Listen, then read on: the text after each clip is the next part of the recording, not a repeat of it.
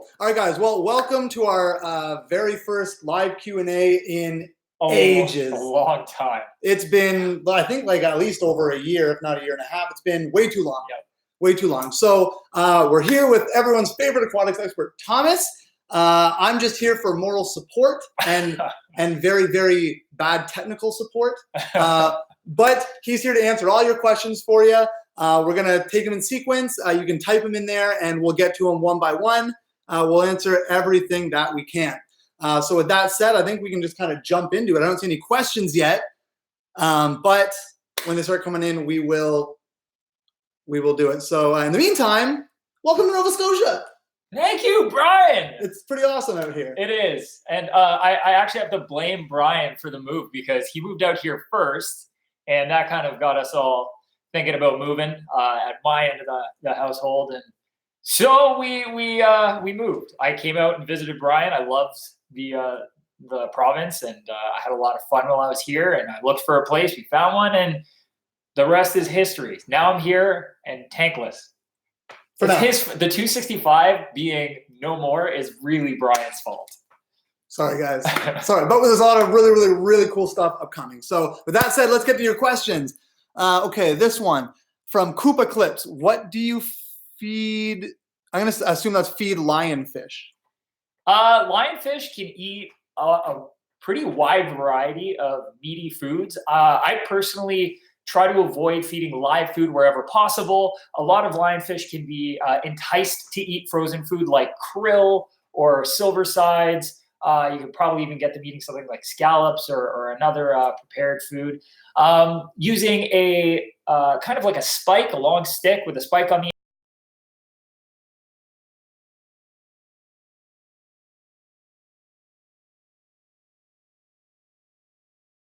Try to avoid live food wherever you can. It just adds an element of risk in the food themselves, could introduce some sort of sickness to the tank. And some live foods can actually injure the predators going after them, although not going to commonly happen with a lionfish. That's my answer. All right. What's next? Next up, we have EJ Fishes 76 says, hello guys, best way to treat blue-green algae. You know what? The funny thing is we got an episode coming up with lots of ways to treat algae. I would suggest even waiting for that. Blue-green algae is one of those things that I haven't had a lot of experience with because I've been fortunate enough to avoid it. If we're talking about blue-green cyanobacteria, there's a few different things you can do. Obviously, antibacterial treatments are going to help because it is bacteria, but you can also do things like blacking out the tank. If you have live plants or corals or something like that, usually blue-green algae is going to be, I find it most often in freshwater versus saltwater, but you can black out the tank for up to 48 hours, but no longer than that. That'll often do it. Also, increase flow in the aquarium. Usually you're going to get cyanobacteria popping up in places where you've got low flow, which is causing high amounts of nutrients or detritus to settle. Another really good thing you might want to do if you don't regularly already do it is gravel siphon your gravel, because any detritus that's trapped down there that you're not pulling out is going to just fuel that further. And yeah, check out that algae video we do. It doesn't really touch on cyano, but if you're talking about other forms of blue or green colored algae, such as blackbeard algae, which can sometimes appear green or blue, that video is going to help. All right, yeah, we'll have a much more in-depth video upcoming, so make sure you check it out. You don't want to miss that one. Next up, favorite pleco. What's your favorite? Ooh, that's honestly really tough because there's a lot of really pretty plecos. I think of recent, because you know, you get bored of one thing and then find a favorite out of something else for a different reason. But I think right now my favorite is probably the leopard frog pleco. They're compact and cute as heck. And yeah, no, I have a pair of them that my friend held on to for me back in Ontario, and I miss them desperately. Yeah.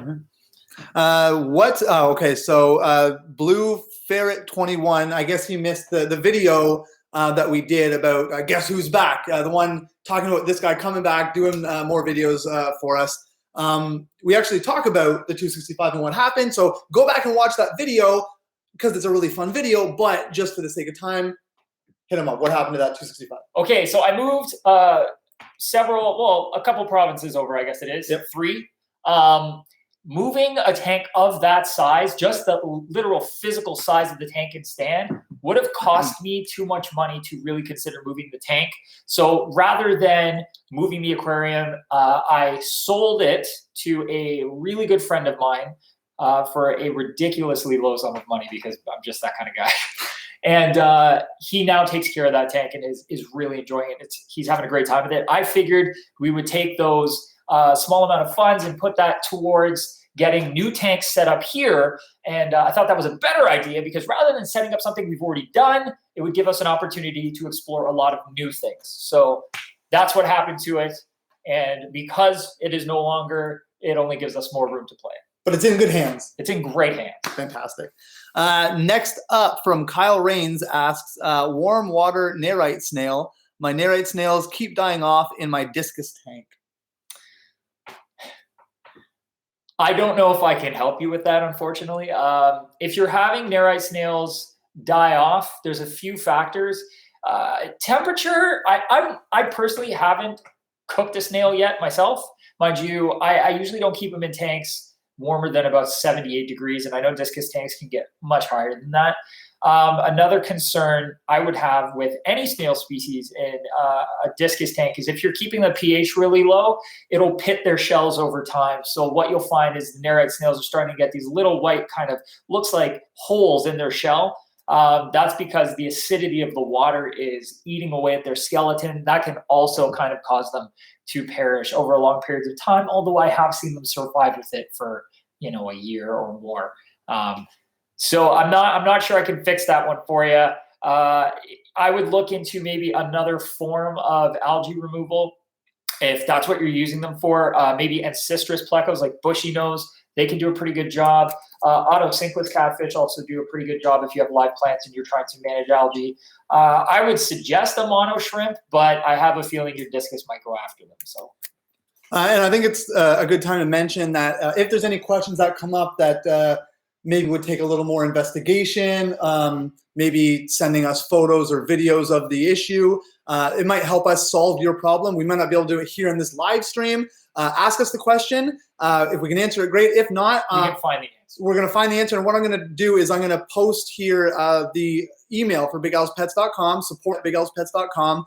And you guys can email in with photos, videos, and a description of your problem that you're having. And our amazing customer support team, our aquatics experts back at the office, they can help you investigate your problem and try and solve that with you. So just so you know, if there's anything we can get to, we will get to it eventually. If you can email us, we would love to help you out more in depth. So with that said, let's dig a little deeper. All right, Tech Turtle says, I just got a 40-gallon for free. It leaked, took the time to seal it. Now I have it holding water, got gravel in it and filter and heater. Added flakes, just got cloudy, not seeing, what does that say? Levels change. It's been 2 weeks. So the tank's currently cloudy. So if I'm understanding this correctly, got a tank, resealed it, you got it all set up. You're trying to cycle it fishless or, without hurting livestock essentially or putting them in harm's way. And you're using flake food to do it. But after 2 weeks, you're still seeing no increase in any levels. I'm going to assume that also means ammonia and nitrate or nitrite as well. My suggestion would be add more flake. If you're going to use food to start a cycle, with the volume of water you're using, sometimes it can take more than you'd expect to create enough waste in the water to kind of jumpstart things. If after 2 weeks you're seeing absolutely no rise in any levels, you want to add more nutrient to the aquarium. Some people actually will add nutrient every single day until the cycle starts. Once you have ammonia, obviously you're going to allow it to build up the bacteria in the filter. You'll start getting your nitrate, nitrate. Once you have nitrate and your ammonia zero, you're good to go. But again, if you're not hitting that after 2 weeks, you're seeing nothing, you got to add more food. Cool. NMT 1999, good year, says, how often do I have to feed shrimps in a low-tech planted aquarium? You can usually get away with feeding them very little. Most people with low-tech planted tanks are going to have some amount of algae in there, and the shrimp will also utilize small plants for food if they have to. Hair grass and stuff like that usually works better. Anything with thicker leaves they might not be able to get through. That being said, a small algae wafer for a dozen or more shrimp will last them quite a while. I would suggest take a small algae wafer, drop it in the tank. You usually see it a day or two later and they're still working away at it. If they get through it real fast, then maybe you can try 2 a week. But don't go nuts because you don't want to add too much nutrient and you don't want them to stop, taking care of that algae for you. All right, next question. This is an interesting one because you are now living by the ocean. I am. Gao asks, says, reference marine. If you had an option to use natural seawater, would you over RODI water? No. I am very paranoid of ever getting anything that I don't want in the aquarium. There is an element of risk with using seawater. Obviously, seawater has all the perfect, if you're getting it from an area where corals thrive, would potentially have all the perfect elements and in the right concentrations for your fish and your corals and whatever to thrive. But there could also be all kinds of microfauna or algae spores or so on and so forth. It could even be protozoas or things that can make your tank sick. And I don't want to ever risk introducing those things to my tank if I can avoid it. You can't exactly quarantine water. And if you're going to run it through a UV sterilizer after, you're just putting more effort in than I think it's worth to use seawater. So although I know people do it and do have success with it, it's not something I'm comfortable doing. So I personally don't. I like to use RO water and use premixed salts, and that's it. Better safe than sorry. Yeah, exactly. Okay, cool.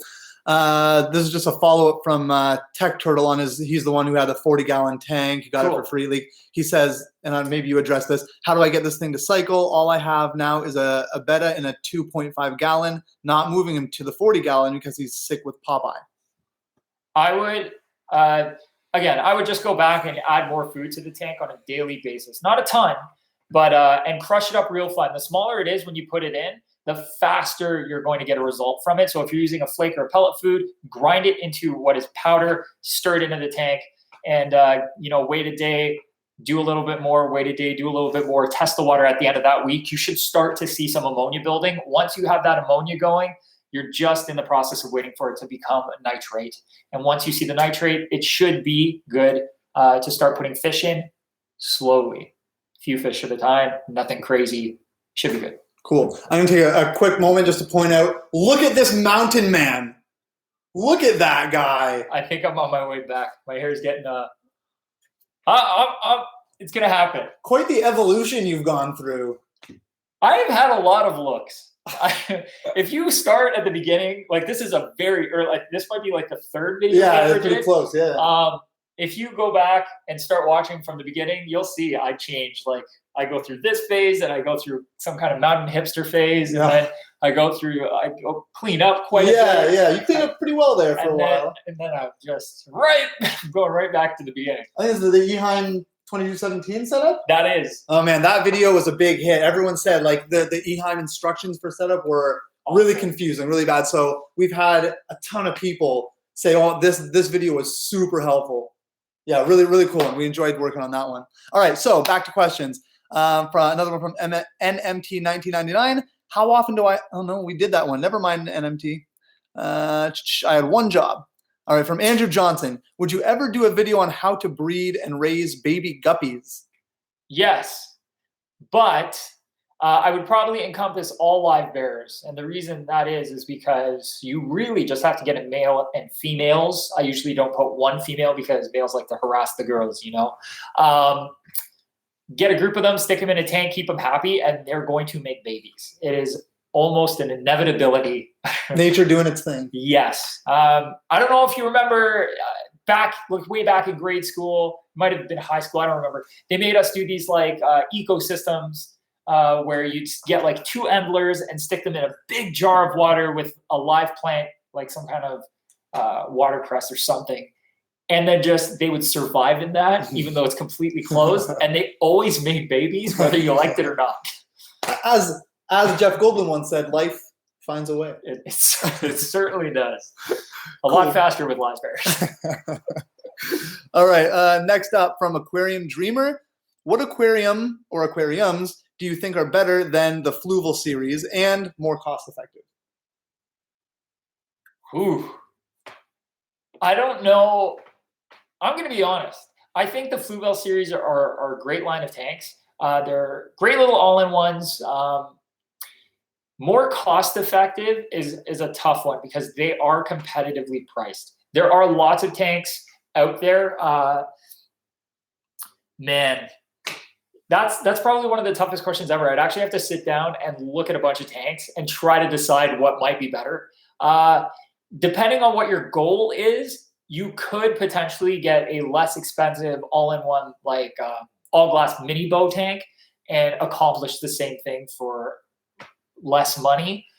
But there is an argument to be made for the sleekness of the Fluval line. I think they did a really good job with modernizing their aquariums to look really nice while still being fairly affordable and a good all-in-one system. So that was a really good challenge, and challenge accepted. I will find a less expensive tank just as good, but I'll need a computer to do that. All right, we can make that happen for sure. Sure. Okay, from Schizo Warrior. Hey guys, how can I keep my fish alive in my turtle tank without a major fish die off?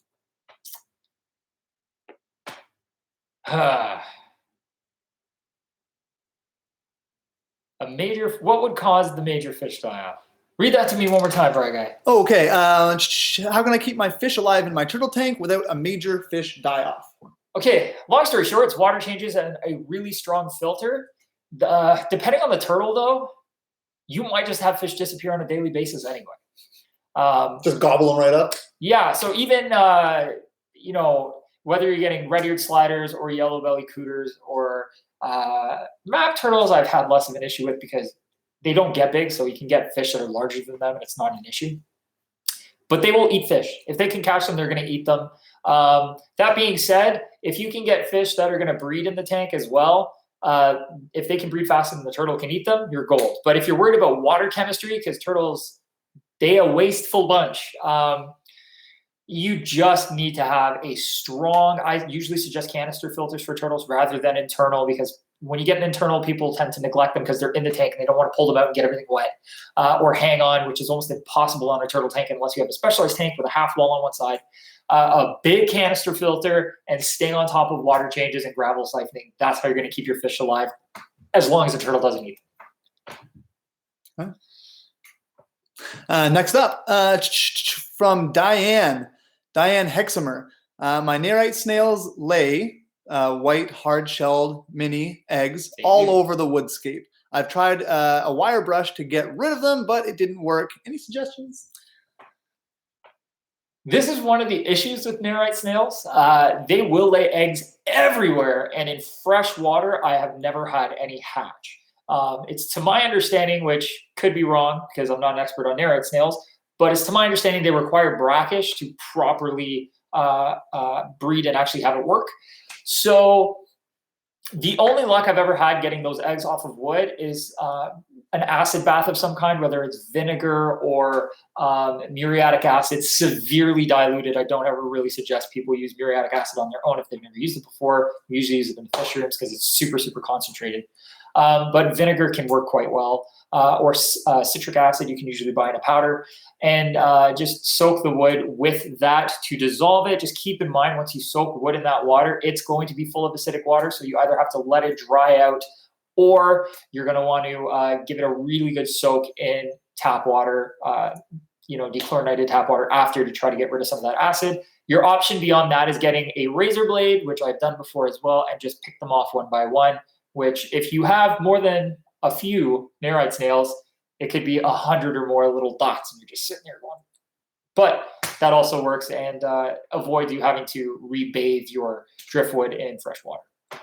Cool. Hopefully that helped, Diane. If you have any follow-ups, let us know. We'll move on to Anandu Az. He says, how many guppies for a 10-gallon?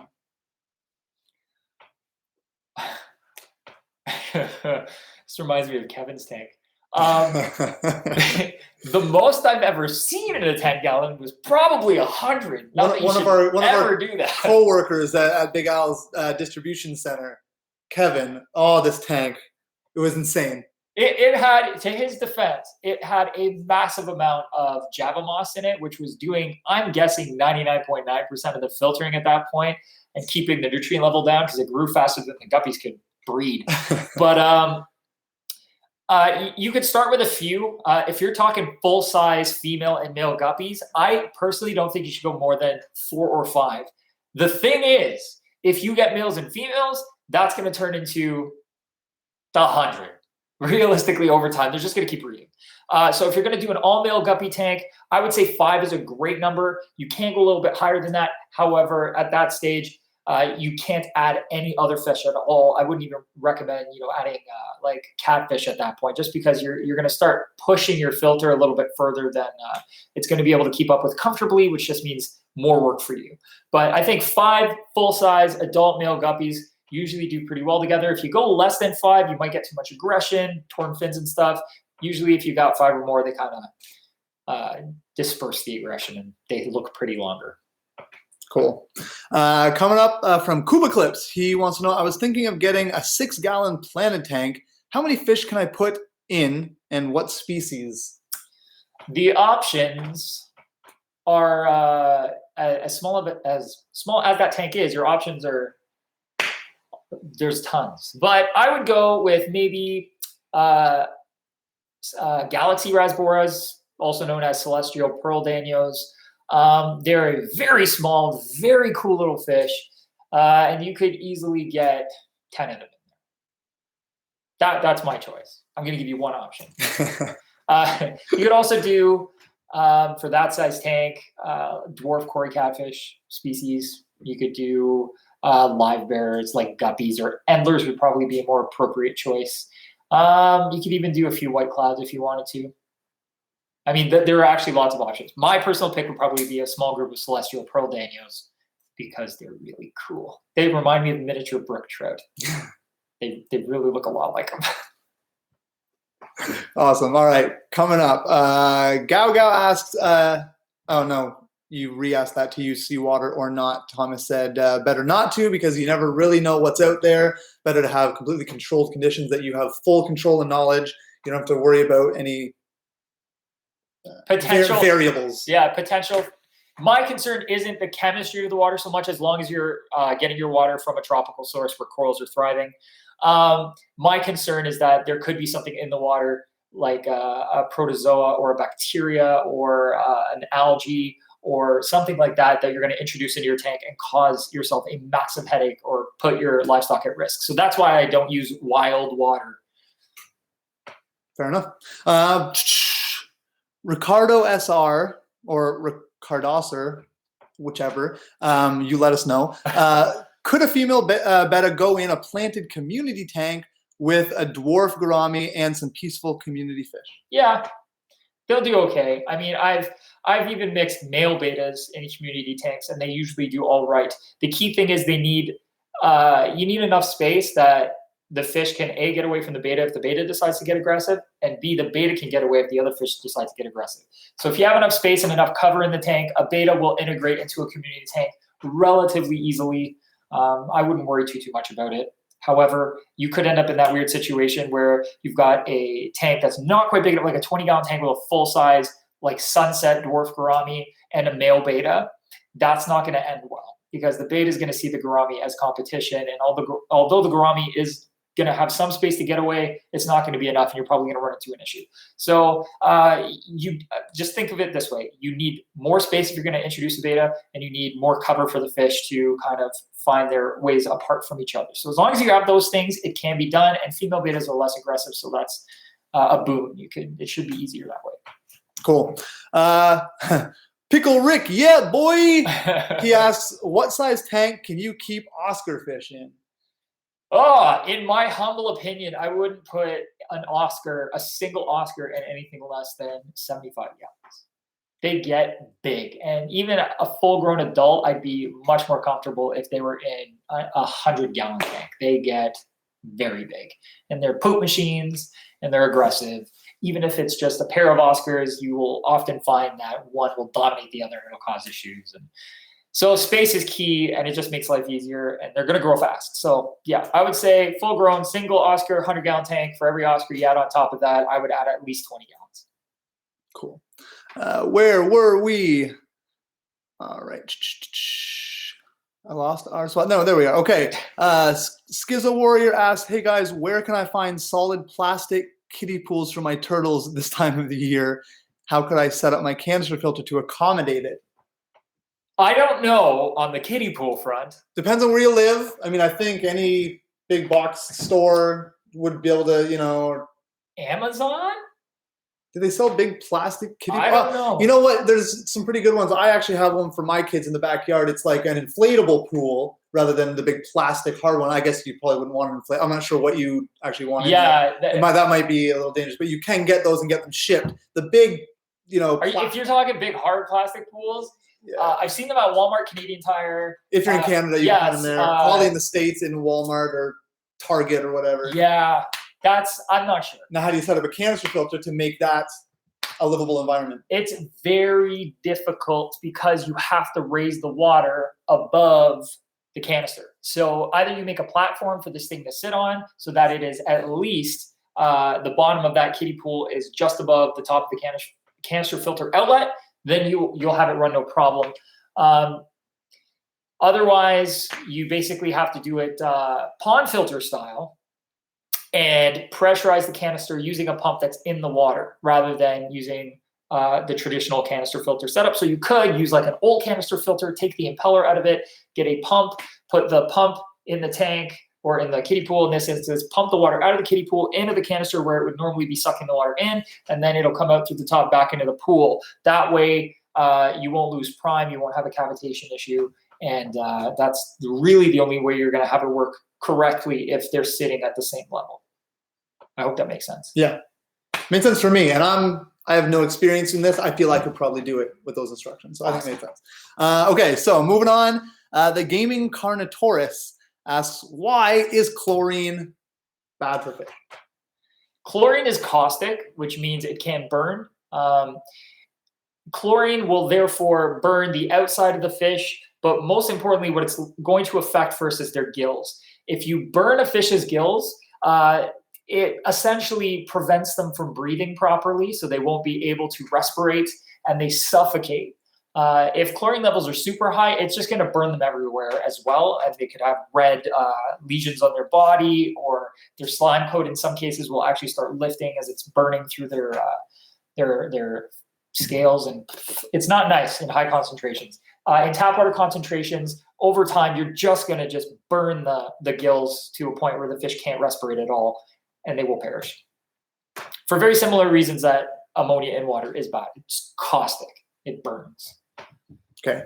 I think we have a bunch of videos that do explain those. I'll have to find them and we can link them here. We have a whole ton of videos that talk about, actually we have a video that we did with Josh talking about, is tap water good or bad for your fish? And he goes into pretty good detail about chlorine, chloramine, all those things you find in tap water that aren't great for fish and how to solve those problems. So check that video out on our channel.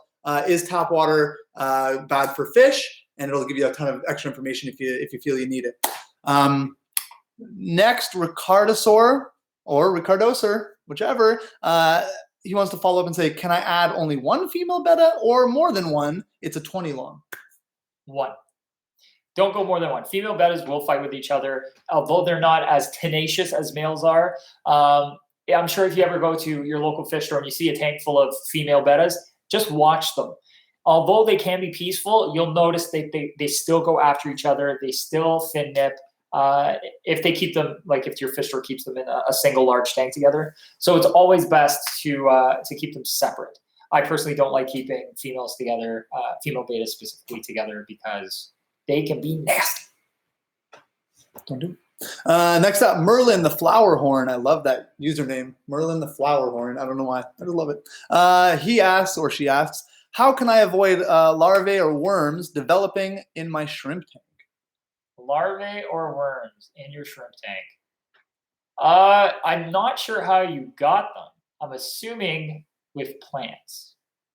I have seen bloodworms and stuff pop up in planted tanks just like randomly. The easiest way to control them is with a bottom dwelling fish that will just absolutely annihilate them.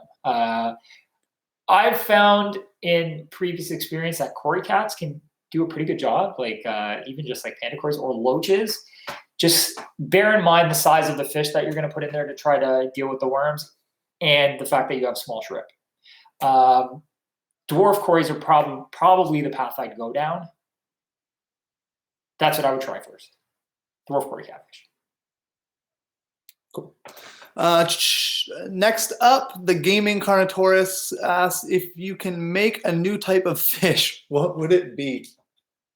That is the weirdest question I've ever got. I love it though. Oh, sky's the limit. If I could make a new kind of fish, I would make a hybrid between an octopus and a lamprey. I will call it a lamptopus. I would make sure it would only get 4 inches long and be herbivorous. A herbivore. Herbivorous. I like that. There you go. Herbivorous. Thank you, Brian. And I would have it the most ridiculous, flamboyantly colored. Oh, I would have it barred blue and orange like dwarf Gouramis. Just like iridescent is all you can think of. And I would want to see its little lamprey mouth just sucking away on a tiny little, algae disc. Done. I'm really surprised you came up with a very specific answer. That was amazing. I basically just tried to think of the most crazy thing I could come up with. It's pretty nice. It's not practical. Now, next challenge. I want to see you draw this fish. And we'll post it on our community tab in YouTube. That's your project. You draw that, and we'll put it on our community tab for you to see this. Done. Challenge accepted. Awesome. Thomas's custom fish. All right, done deal. Real quick, guys, before we move on to any more questions, we have a ton. We're going to get to them. I just want to mention a couple quick things. We have just shy of a half hour left. We're gonna try and go for about an hour doing this Q&A.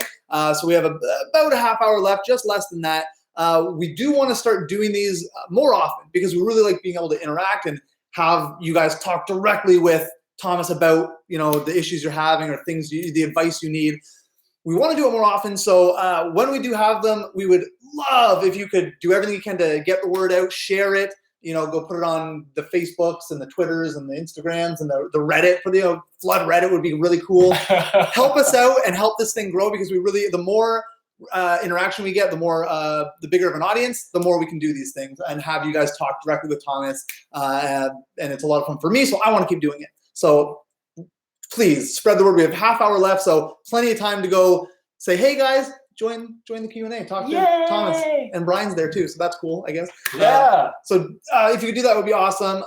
Also, I just want to quickly mention for anyone who doesn't know, we still have a contest going on bigelspets.com. If you check out bigelspets.com, one of the big banners that are right on that landing page, it's a contest for, it's called Join the Evolution.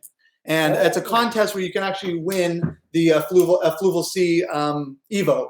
It's a really, really cool tank. We just did a setup video on it and a small series on it, on the setup and progression of that tank. It's a really cool little nano tank that Josh has set up on his desk at work. And you can win one. All you have to do, it's a photo contest, so you click on the link, and all you have to do is submit a few photos of your nano tank that you have. Maybe you want to upgrade. Submit some photos of yours, and you could win the Fluval Sea, not just the tank, but you can actually win the full version. Yeah. So what we did is it's not just the tank. Josh then went and added a bunch of really cool stuff to it to customize it and hack it out and make it primo. So the first prize of this contest will win not just the Fluval Sea Evo, but we'll win all these extras that you can use to then upgrade the tank to your liking. Our second prize is the Orbit Marine Pro LED reef lighting system. So someone can get a really, really cool light. And then the third prize, it's $50, an e-gift card for bigelspets.com, $50 for whatever you need for your aquarium. You can visit bigelspets.com and spend 50 bones. So make sure you go to bigelspets.com, click on that big photo contest banner. It'll take you to the page, submit your stuff. And I think it's going until I think it's going till like the end of this month or next month. It's a really long contest, so you have plenty of time, but just make sure you get it done, and maybe you could win a really cool prize. That's honestly really cool. It's really cool. Yeah, I mean, again, not being a super experienced fish keeper myself, watching Josh set this thing up. I mean, it's a really simple all-in-one system that I think someone even like myself could handle if I put some serious effort into actually do it properly. It's really, really cool. So I suggest you check it out. Was that a Akamai KPS that he stuck in it too? Yeah, he stuck an Akamai KPS in there. I'm a huge fan of that. That is one of the coolest prizes I've seen in a long time. Just period. It's really whoever really gets that is going to have a lot of fun setting that. Yeah, we really enjoyed setting up at the office. We got to all the aquatics experts got to geek out on it a little bit. It was really cool. So I suggest you enter it because you never know, you could be the winner. With that said, let's move on to more questions. Yay! Okay, Ricardo. Ricardo. I'm just gonna call you Ricardo. Is it possible to do a saltwater tank in a 10-gallon? Would it be harder than a 60-gallon? Thanks. Sorry for asking too many questions. There's no such thing as too many questions. Don't worry. Thank you for asking questions. And Thomas, what do you think? Yes, you can do a 10-gallon. I've gone as far down as small as 5 gallons. There are considerations when you get down to tanks that small for saltwater. One of the bonuses of it, which I'll start with, is you spend less money on upkeep because you're dealing with a small volume of water. So your salt goes a lot further. Your premixed salt or your salt package that you're going to mix yourself goes a lot further. You can use smaller power heads, smaller lights, smaller filters, smaller everything. So the initial startup is less expensive. But what the trade-off is you now have less water in the system, and therefore dilution goes down. So now a small mistake in 10 gallons of water is going to be diluted 6 times by a 60-gallon tank. So you make that same mistake in a 60-gallon aquarium, and it's far less impactful than it would be on the 10. So it can be more finicky and more challenging as a result to do a small tank like 10 gallons as saltwater. But again, the trade-off is it costs less money. That's all you're really saving yourself. And space, if you don't have a lot of space and you want to do a small tank for that reason. So that being said, a 60-gallon is easier in that it takes more of a mistake. For example, dumping too much of a calcium additive in. Making that mistake in 10 gallons, if you dump the same amount extra into a 60-gallon, it's diluted 6 times, right? So it's going to be a little bit more stable for you. You're going to probably have an easier time with it than you would with the 10-gallon, but at the cost of larger lights, larger filters, the larger aquarium itself. It takes more livestock to fill a 60-gallon tank if you're trying to get like a full-blown beautiful, lush reef as fast as possible, which is kind of an oxymoron. But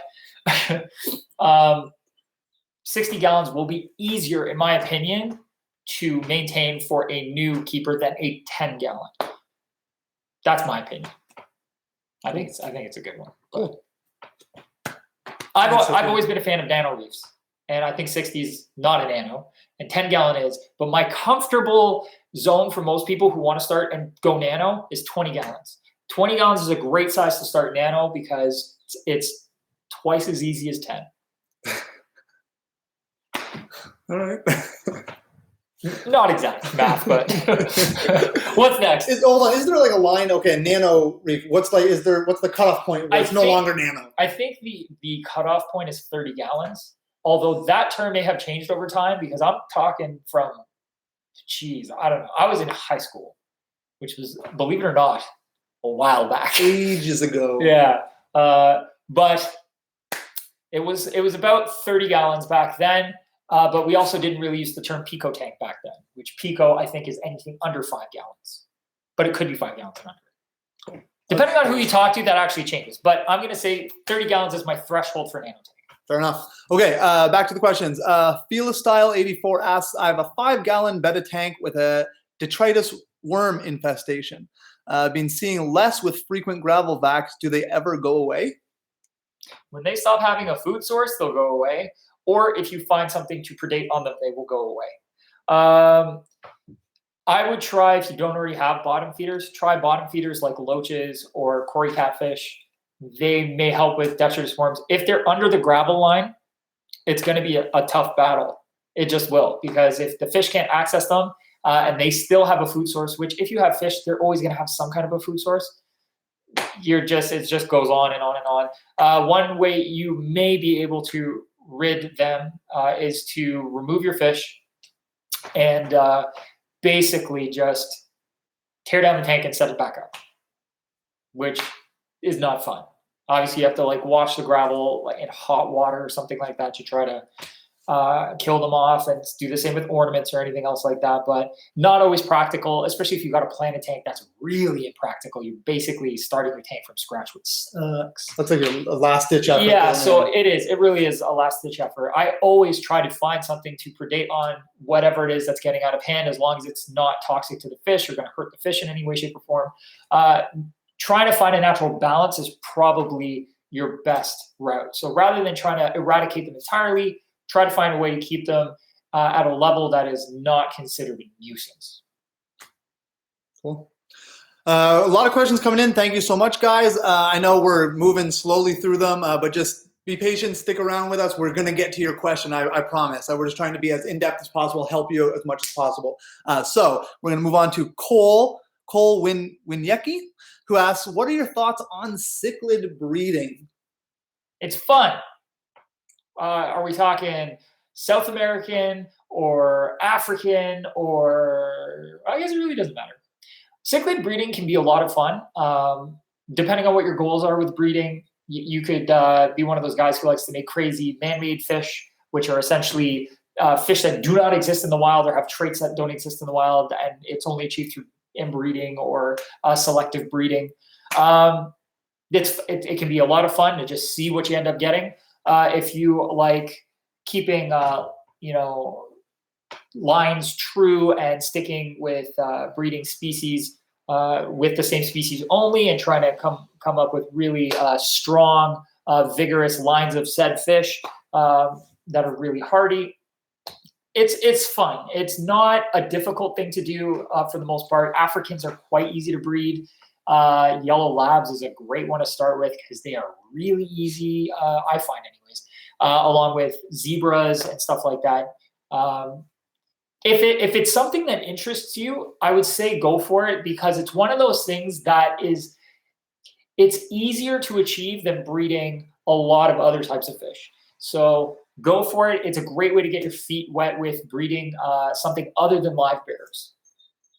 I'm always a proponent of breeding fish because it keeps us from taking fish from the wild, and also it's all about education and learning more about our water on the planet and what lives within it and how everything works. So I say go for it. Lots of fun. Awesome. Next up, we have who's our next person? Caitlin Hickey asks, "Hey there. We just bought a 35-gallon, wondering how many cherry barbs and dwarf gouramis you think would be appropriate in this size of tank. Thanks." 35-gallon? I probably do maybe 2 or 3 gouramis, and cherry barbs, you can go bananas. You could do like a dozen or more. I would say it would probably be all right. Depends on filtration too. If you put a canister on there, you could get more in there. I don't think you're really going to have an issue with aggression so much. Just water chemistry would be my main concern. So as long as you're keeping everything in check, you can get a pretty solid amount of fish in that tank and have it look excellent. I love this commercial for Big Owls that we made. There's this guy who goes to Big Owls, he picks up a Betta, and he takes it everywhere with him, plays Frisbee. It's driving the car.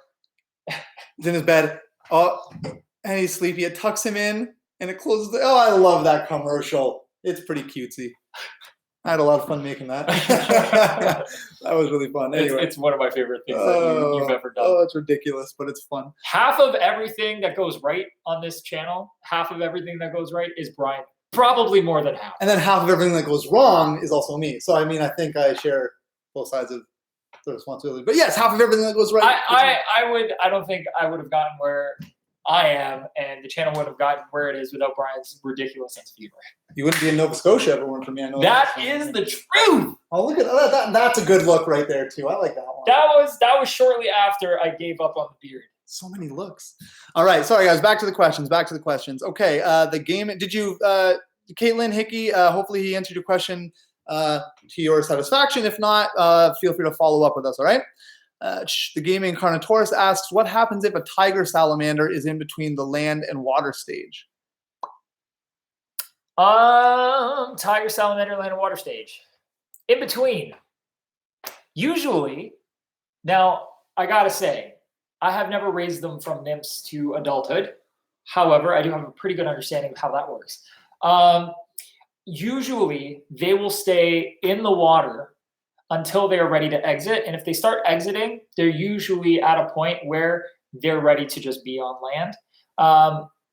Also important to keep in mind that if water levels start to drop for them, it can force them to prematurely begin to develop into adulthood or faster than they would have done so otherwise, I guess is a good way to put it. But until they are on land and have 0 gills visible, none, I always would suggest keeping a water body available to them in case they require it. But when they're in between, I have a lot of experience with dart frogs, and even when dart frogs are in between metamorphosis and they're not a frog, but they're not a tadpole, they're right in the middle, they have arms, you just leave the water until they stop using it. Again, I'm not an expert on tiger salamanders, but it's your best that is my best guess. Yeah. Okay, cool. All right, so next, Ab Reyes asks, what causes green, sometimes brown algae to keep appearing on my decorations in my freshwater tank? Everything. Just to narrow it down for me. Yeah, everything does it. So algal films on surfaces in the aquarium are completely normal. They happen. And the only way you can actively kind of combat it long-term, again, we have a video coming out on algae, which will help answer a lot of ways you can combat it once it's an issue. So once it's popped up, but I'm gonna basically just tell you why it's there. So it's there because there's nutrient in the water and there's light available for algae to grow. That's all it requires. Algae is super resilient and it's really good at replicating under whatever conditions are currently available, provided there is some amount of light and some amount of nutrients. So if you have elevated nutrients in the tank and a little bit of light, it grows like mad. If you have a little bit of nutrients in the tank and elevated light, it grows like mad. If you have a little bit of each, it still grows. So what you want to do in that case is check your water chemistry. I would do a quick test or go to your local fish store and have them test your water for you if you don't have your own test kit, or pick one up because everybody should have a test kit. See what's going on. You probably have high nitrates, possibly some phosphates. Phosphate test kits are usually a separate one you purchase.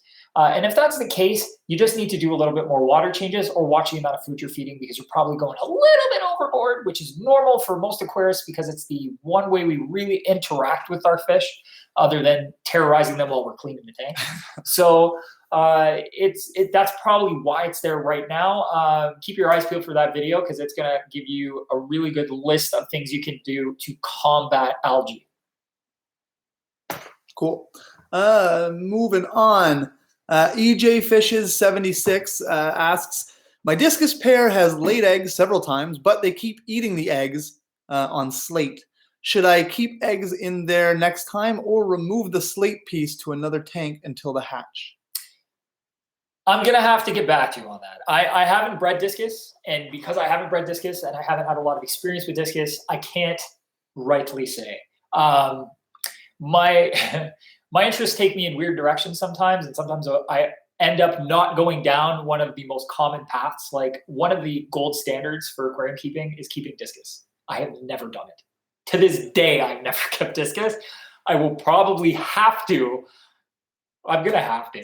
We can do a setup video. Yeah, I'm going to have to. Okay, so because of your question, I'm going to have to, in one of the setups in the new studio, I'll have to get some discus. You just initiated a discus setup. Thank you very much. It's my fault. I should know more about discus by now. I can't say for sure. I know egg eating is not uncommon with discus. It can happen. I don't know if I've heard, again, I don't know, but I've heard it can be stress induced. So if the discus aren't comfortable, they'll eat their eggs. I don't know what else might cause it. I'm, again, not 100%, but I also recall somebody telling me that egg eating also happens if eggs are infertile. I don't know how to check whether or not eggs are fertile, but we'll get some more information. Use that email. Brian will drop it down there again if he hasn't already. Reach out to our support team, and they'll help you out with that as well. I'm sorry I couldn't give you a more in-depth explanation, but I'll take that as a challenge. Yeah, we don't want to give out any bad information here. Right. You know what I mean? So it's better. I just dropped the support email down again. Email that address, and we have it. Thomas is great. He does our videos. He's very knowledgeable, but we do have an entire team of aquatics experts that work for our company. We can easily shoot that question to them, get that answer for you, and I'm just the prettiest one. He is. That's a total. We lined them all up and said, which one will be on video? You. That one. The one with the giant beard. And we picked him. So anyway, yes, make sure you email that address, and we'll definitely get that answer for you. We don't want to let you down. Okay, so we're coming up on time here, so we're gonna keep moving along. The next one is Dave Weigand asks, how big of a tank do you recommend for African cichlid male peacocks? I probably wouldn't go any less than 90 gallons. I mean, you could do 75, but you'd be a lot better off with a larger tank. Peacocks, they can be a little bit boisterous with each other, and if you confine them a little bit too much, you're going to end up with nutrient issues more than anything. Because you want to keep, in my experience, you want to keep cichlids in higher concentrations of fish per volume of water. So you're going to want to use strong filtration, have a good sized aquarium to dilute that water, and then get a bunch of fish to help disperse the aggression while also encouraging them to keep color, because the more they pick with each other and display and show off, the better they're going to look. Also, don't add one fish to the tank. If you've already got a bunch of fish in there, you're going to want to probably add a few fish at a time and mess with their aquascape so that they're all kind of thrown out of whack. There's all kinds of tricks you can do. But again, I personally would never go less than 75 gallons. That's kind of the bare minimum, and I'm a lot more comfortable north of 90 gallons. Cool. Tech Turtle asks, and this is the kind of question, it's a good question, but this is one thing that I think it's always best to use your imagination. It's easy to ask what fish should go in a tank, but I think really use your imagination. There's so many options, but we will get Thomas's opinion regardless. Sure. So he says, okay, so you have a 40-gallon and a 2.5-gallon tank and only own one betta fish. What do you add to the 40-gallon? Sky's the limit. You could add all kinds of stuff. If you want to do a community tank, I would suggest a 40-gallon. You could do dwarf rainbows. There's a few different species of rainbow that stay nice and small. Mix them in with different types of tetras. If you want to stay away from the cardinal or neon tetra, which is not overused, but used very often, so people see it a lot and like it. You want to be a little different, black neon tetras. They're actually probably one of my favorite tetras. They're just gorgeous. They school, and people don't use them as often. You could also, there's everything. Put a couple different dwarf pleco species in there, something pretty and cool. I would even look at like a blue bulldog pleco or a green bulldog pleco would be cool. Everything. There is so many fish you can stick in there for a community tank. It's nuts. If you want to try something a little bit different, you could do jewel cichlids. Or you could do crebensis cichlids, which are a little bit less aggressive than jewels, and you probably get some other fish in there with them too, instead of getting a little bit overcrowded. Because once they start breeding, they can be mean to everything else. You could do, anything. There's a 40-gallon tank's a good size. You're right at that cusp of not being too big, where it starts to become unmanageable for people. Some people don't want a tank they have to do a lot of work with, or they're really short and dainty and don't want to carry buckets and stuff. And 40 gallons is like that great size where it looks big without being massive, and it's big enough to fit all kinds of fish in. So go crazy. Dude, my thing is go to the fish store, look at what entices you, write the names of those fish down, either talk to a staff member, which I always suggest you talk to somebody at the store too, just so you get a basic idea of what you want to research into. But then go home and do research on those fish, figure out what their max size is, what they eat, what area they come from, and kind of put it together yourself. I've always found that to be a really kind of exciting and fun way to go about setting up the tank with fish, like what fish I'm going to put in there. Go there and see what speaks to you, and then do some research on it. That's honestly my best suggestion. Cool. Dave says, I live on the 7th floor of a condo. What size tank would be best? A small one. Here's the thing. Condo structure can dictate, and how the structure of the condo is built can dictate the max size aquarium you can stick on any given floor. But there are usually rules in a condominium or an apartment that dictate whether or not A, you can have an aquarium, B, if you can, whether or not it has a size restraint or limit. My suggestion, however, is always go smaller, because in the event, the unlikely event that the tank leaks or you have an issue, canister filters on there, maybe that leaks, something leaks, you could potentially destroy property of the people below you, the people below them, and it's not good. I've heard horror stories of like 220-gallon tanks busting or something going wrong, and then 3 floors, 4 floors down, people have destroyed property. Yikes. Don't ruin everyone's day. So first talk to your landlord, figure out what you're allowed to have, and then go from there.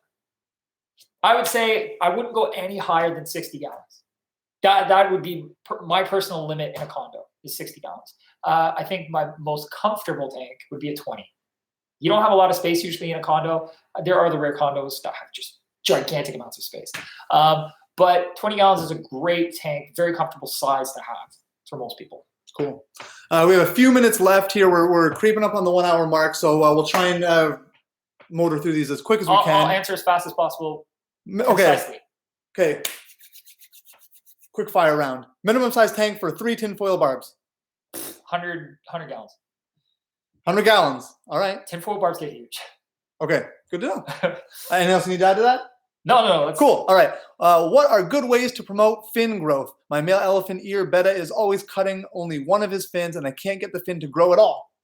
You can try adding something like Melifix to the water. I don't know if elephant nose can deal with Melifix. I'm not going to lie. But if you can add a slime coat additive or something to encourage slime coat for the fish, like a water conditioner with a slime coat additive, or I hate recommending aquarium salt, so I'm not going to. That will help encourage protection of the body of the fish as well as regrowth of the fins.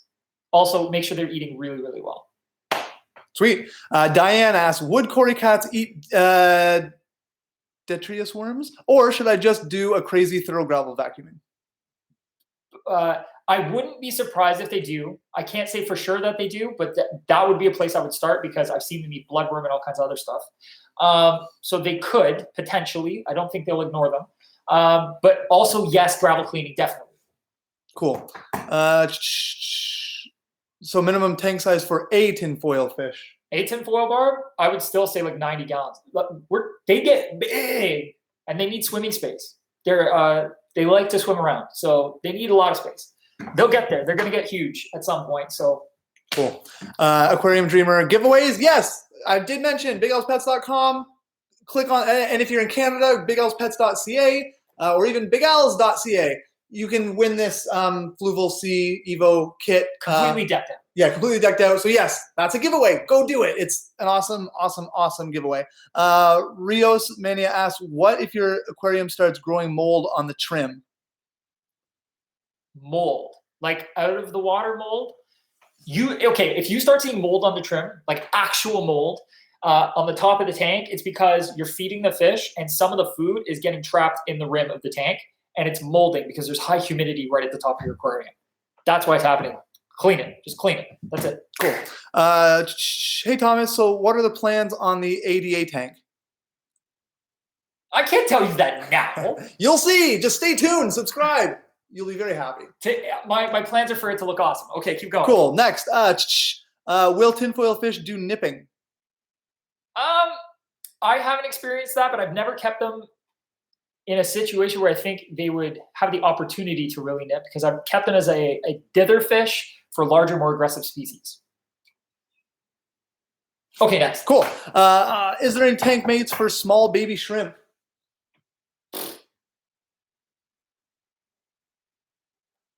Not that I can think of at the moment. Most fish will opportunistically eat any sort of small shrimp. So it can be tough. If they have a lot of cover, that's the key. Just as much cover, like thick plants that they can go in and hide in, and then do something like guppies that are going to stay at the surface of the water, and you feed them up there and they'll just be full all the time. Just feed them a lot and they should leave the shrimp alone, hopefully. Cool. Blue jay on my fence. Pretty Yay! blue jay. I love blue jays. Okay, there's a million of them around here. Next. They're the pigeon. Yeah, They're the seagull, actually. That's true. It's true. Okay, Hector says, can you mix regular pool sand with crusted coral? Crushed coral. I don't even know what that is. Crushed coral to use as a substrate in a saltwater tank. I wouldn't. He says he's trying to keep the cost down. No, don't. That's one of those places that I wouldn't bother keeping the cost down. You're better off just using crushed coral. Just keep it consistent. Okay. Next, Aqualand says, Thomas, if you stock one of your planted tanks, can you name one called Zizzy? Thanks. Sure. I think we can do that. Done. Okay. Brian, it's your job to remember that. I got a terrible memory. Yeah, we'll see. Okay. When are you going to start doing updates on your chickens? You guys want updates on my chickens? We just did a video this week, and you want an update. That's amazing. All right. Next time we can just make it happen. Sure. Yeah. You know what? We'll try and do it as frequently as possible. Yeah, we'll do a general update. I also have a Rottweiler puppy I just got that I intended to bring on video, and I totally forgot to. Yeah, super cute. But yeah, every once in a while we'll do how are Thomas's animals doing, and we'll just go through everything in the building. Cool. Okay, lightning round. Good starter fish for a 10-gallon. Guppy. Cool. Oh, Platy. Let's go with Platy. Platy. Okay. Hey guys, is CO2 compulsory for planted tank 40-gallon? No. Cool. Well, when we start doing we're going to do a low-tech planted tank video and a high-tech planted tank video, and we'll talk about how you can do both of them, and it'll scale. It doesn't matter what size. Awesome. Okay, cool. Next, hello, Mr. Thomas. Mr. Thomas. Yay! Can I use a 400-liter, what is that? No expert, liter per hour canister filter on a 6-gallon tank? 400, that's a lot. You can. You may have to find a way to diffuse the flow. 400 liters per hour. You may have to diffuse the flow. That's it. Cool. Diffuse meaning find a way to prevent it from blowing everything around. The distance of the canister to the tank will also dictate whether or not you're blowing a full 400 liters per hour into a 6-gallon aquarium. Cool. It's roughly 3.3 divided by 3.3. So 400 liters an hour is going to be like 150 gallons per hour or something. God, I didn't pay attention to math at all. That's why I do video stuff. Okay. Okay. Good? Yeah. Okay. Let's keep trying. All right. Moving on. Barbs tend to be aggressive. Okay. Yeah. What fish can you add to your 7-gallon tank and how to make it look attractive? The list is so long. Mm-hmm. You have a lot of options with live bearers, lots and lots and lots. So I would start there. You also have tons of options with small tetras. You could also look into that. It depends. See, that's so subjective. Yeah. What you think is pretty is what changes everything. I sometimes really like fish that are more camouflage or cryptic looking. Some people think, why would you keep that fish? It just looks like a rock. So, yeah. Personal choice, personal preference. Yeah. Next up, what are good schooling fish? I'm getting a tank that's more or less 100 gallons. Any small tetra. I'm going to list a bunch. Cardinal tetras, neon tetras, rummy nose tetras. You can also do black neon tetras, which are a massive favorite of mine. Celestial pearl danios. Various types of small barb will potentially school. Cherry barbs, I think, are cut school for me too. White cloud minnows. There's a whole bunch right there. Cool. Okay, this one we addressed at the beginning, but we'll do it one more time. Can fish live in chlorine water? And if it can, which one would you recommend? They can live, not very long, not very happily. Chlorine is caustic, chloramine as well. It'll burn their gills, suffocate them. It's not good. Don't do it. Always use a chlorine remover and a chloramine remover. Usually in this day and age, they're both. Okay. How to make breeding box by bottle? It's important. I'm not sure by bottle. Do you know what that means? To like turn a bottle into a breeding box? Maybe. I'm not exactly the DIY master. Yeah, you know what? Wrong guy, right problem. Email the support at Big Al's and ask them, and they can help walk you through. I'm sure it's possible. Yeah, I'm sure they can help walk you through. If you need to know, they can recommend some things to help you out and make that happen. If it's a 2-liter bottle, you might be able to cut the top off, punch a bunch of holes in it like a ton, and then use a piece of airline tubing to hang it on the edge of the tank somehow. Yeah. Okay. Next, can we have, what is that supposed to be? Mbunas? Babunas, sure. I don't know. Okay. Can we have it on a 33-gallon tank? If so, how many would be ideal? I don't like sticking cichlids in anything. Honestly, I've never stuck cichlids in anything under 55 gallons. So I don't know. Ooh, I can't really answer that, unfortunately. I'm not sure because I've never gone that small. Because I personally don't like going that small. Fair enough. I don't know how to answer that effectively. Okay. Well, we'll move on. Thomas, is it okay that I have 13 tanks and I'm 14? I think you're one tank shy of the correct number of tanks for your age. Sure, why not? I don't think age has a ton to do with how many aquariums you have, as long as you take care of your fish and you care for them properly. I think it's great when younger people get into aquarium keeping because there's a lot to learn and it says a lot about you as a person. It's a lot of effort. That many tanks is a ton of effort, especially for somebody your age. There's so many other things you could be wanting to do, like play Xbox forever. And, I think keeping aquariums is a great thing to do. So. Okay. So I put a thing saying no more questions after this comment here. We do have a couple more. Thomas, do you have just like let's do it. All right. A couple more. Let's just. All right. So Biohome Plus Media or K1 Media, which one is the best? No more questions though. Whatever we have in this list, that's all we can answer because we got to get out of here, unfortunately. So we'll answer a few more. With that said, Biohome Plus Media or K1 Media, which one is best? I haven't used either. I don't believe. So I can't really say. I will have to do some research on both medias for you and get back to you. Yeah. Okay. That's fair. Better to give informed information. Yeah. If I don't have the information, I'll fully admit it and I'll go find it. Like anytime you guys ask me a question I don't have the answer to, it's something I add to a list in my mind to go home and research because I want to know. So you guys keep me sharp. Just letting you know. Cool. Just a couple comments here. Thank you guys for doing these again from a fellow Nova Scotian, Ryan Eldridge. Represent. Where are you from in Nova Scotia? I'm just curious. I'm a Hants County boy now. Dartmouth. Anyway, let us know, Ryan. Flynn's Fish Forum. Hello, I'm from Vancouver and I love your store. I always look around in a Big Al's when I come to Toronto. Wish we had one in BC. We wish you had one in BC too. Yeah. You know what? If you're ever interested in franchising and becoming part of the Big Al's team, you should do it, and then you can have one in BC. It'll be yours. It'll be yours in BC, and that's living the dream right there. You can tell people you have how many tanks do you have in any Big Al's super center? How many tanks? Yeah, like if you could estimate, ballpark it. 300. You could have 300 tanks of your own in BC if you open a Big Al's in BC. Just saying. But yeah, thank you for coming in. When you come to Toronto, thank you for visiting our stores. I love these stores. Again, I was never super into aquariums, but I've fallen in love with these stores. They're a lot of them are absolutely incredible.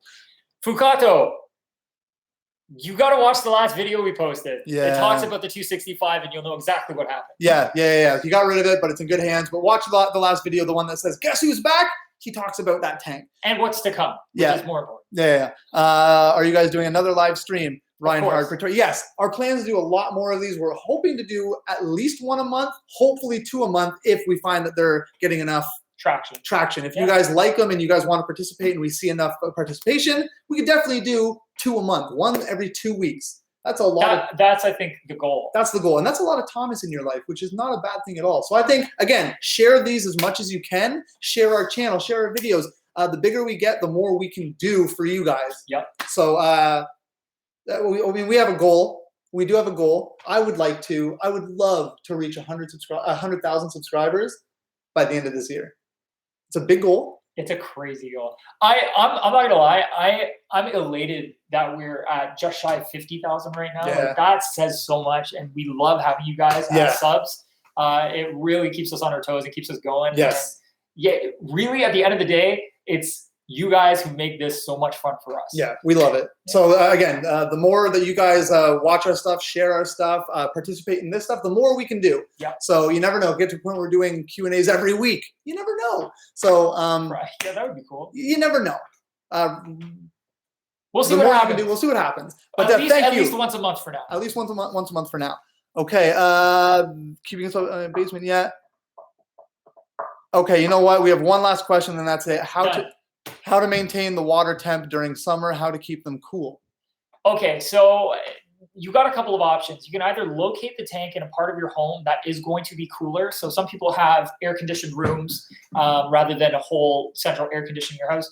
Move your tank to the air-conditioned room. If that's not possible, a basement's a really good place to keep the tank. If you have a finished basement, you can keep it down there. It's usually going to be cooler. Yeah, my basement's always like 8 degrees cooler than upstairs. Yeah, so is mine. And that's actually where we're going to be keeping all the tanks because it's going to be easier for me to keep them at a constant temp during the summer. That was a consideration of mine, but we'll talk more about that later. Cool. Your other option is to do it properly is to get some kind of chiller. So a chiller, depending on the size of the tank, can be quite expensive. I think the smallest chiller that I know of is a nano chiller called I don't remember the designation, but it's by a company called Chill Solutions. They have a small thermoelectric chiller using a Peltier device to cool the water. That I think is around $200, and it'll do up to about 30 gallons. But that is an awesome choice for a smaller tank. Then you get into bigger chillers, which are essentially air conditioners that you run water through. But those are really your options. In emergency situations, which do happen, let's say your air conditioning breaks, now your tank's in trouble, keep a 2-liter bottle, depending on the size tank you have. Small water bottles work fine for smaller tanks, but you can keep a bottle of water frozen in the freezer at all times during the summer in case something like that happens, and you can drop it into the tank to help prevent the temperature from getting too high. Just keep in mind you have to stay there around your aquarium, not like physically the whole day, but just keep checking back to make sure the water level hasn't or the water temperature level hasn't dropped past a point of comfortability for your fish. Very cool tip. I like that one. Cool. Awesome. With that said, okay, guys, we got to call it a day. We're over time, but thank you so much. Don't forget, you guys can, we love having you as YouTube subscribers. If you have Instagram or Facebook or Twitter, you can find us. You can find our US accounts on there. You can find our Canadian accounts on there, depending on where you're from. Make sure you follow us on there because there's lots of cool stuff that happens there too. Tank Tip Tuesdays, Fun Fact Fridays, all that kind of stuff. A whole bunch of really cool stuff. BigLpets.com. Visit our website. There's our nano tank, our Fluval Sea Evo contest there. Like I mentioned, that is a really cool system. I mentioned that, so be sure you check that out. And a lot of other cool stuff there as well. Aquarium of the Month, the themed Aquarium of the Month is on there as well. Lots of really cool resources for you guys. So make sure, and if you haven't joined our newsletter on the website, when you join the newsletter, you get 10% off your first purchase as well. Just letting you know that. So make sure you go check us out on all those other places. But thank you so much for being a subscriber to our YouTube channel because it's a ton of fun for us, and we can't wait to keep making a lot of awesome content for you guys. And we have a lot of cool stuff coming. Yes, we do. Yeah, a lot of really cool stuff. So with all that said, keep on tanking. Keep on tanking. Later, dudes.